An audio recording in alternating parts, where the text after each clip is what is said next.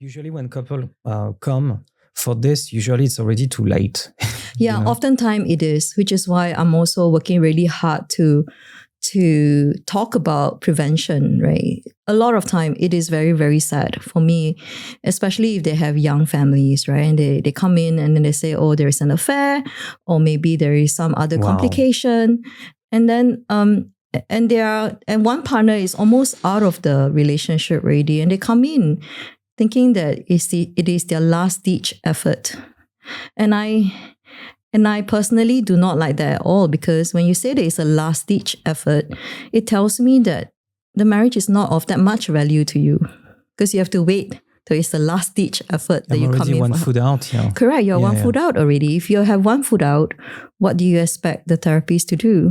It's like almost like doing due diligence before taking it behind the barn and doing what has to be done. Almost, you know what I mean? It's almost like a reason for you to say, see, I've gone and seen a therapist, so we should really go to the lawyer now. And one session is not going to be able to fix your relationship, right? So I think for cases like that, I feel really sad, because even if I'm really good at what I do, I don't have the chance to actually show it, because you already decide that the relationship is not worth saving, you see. What are the points of no return? What are the points of no return? Yeah. I think the points of no return is when one partner has checked out, and this can be in terms of like they no longer care about the other partner. They are not angry anymore. They're actually quite indifferent. Wow. Yeah, they're indifferent and they say whatever, And then a lot also stay on for functional purposes. Like, okay, I don't want my children to grow up in a broken family. And so we're just going to continue to have like a outwardly full family, but actually inside is broken. Yeah, it's quite sad that way.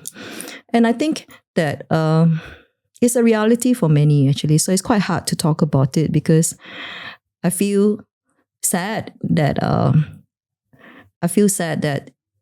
at this stage, right, then it is really quite minimal as to how we can intervene. And therefore, my goal or my mission is actually to highlight the need to have regular health check, as you said it, just like how you will fine-tune your car, every few months.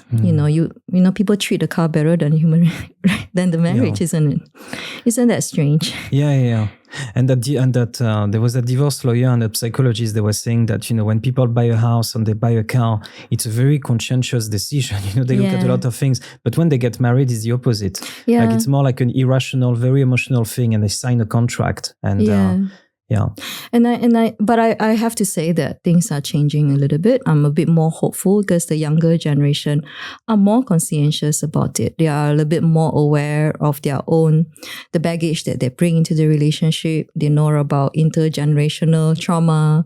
They don't want to repeat the old patterns. So I do see a lot more younger couples who are coming in to learn about the skill.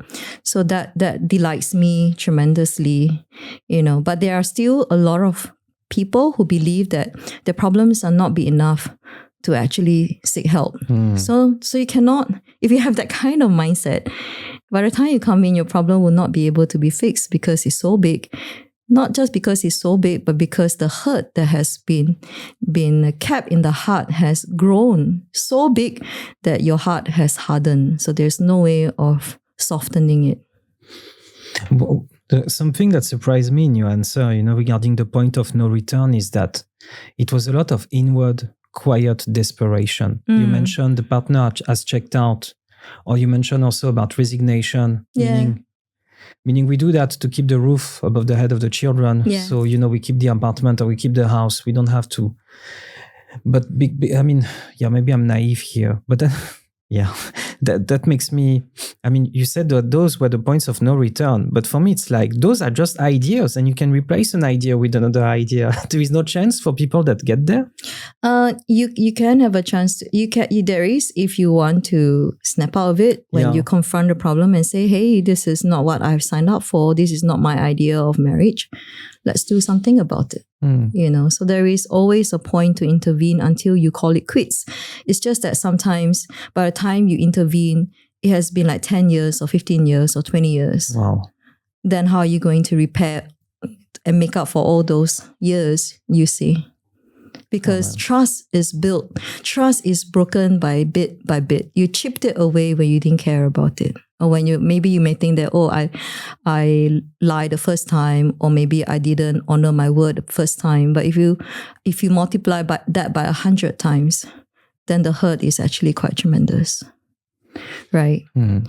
Yeah, what do I want to say? I want to say that it is not so hopeless like that. I think if both parties are willing to actually really invest and let go of the past, it can be done still, but it will require a lot of clarity on their part as to why they want to be together again. Because you are living apart, although you are living together. Emotionally, you are apart. So the saddest thing in a marriage is to be lonely in a marriage. Yeah. Yeah. And I think that is what happened to many of the couples that I see. They feel like they are married, but actually they are not getting the benefit out of their marriage. So they are feeling lonely, they are feeling disconnected. You've ever seen people who are separated?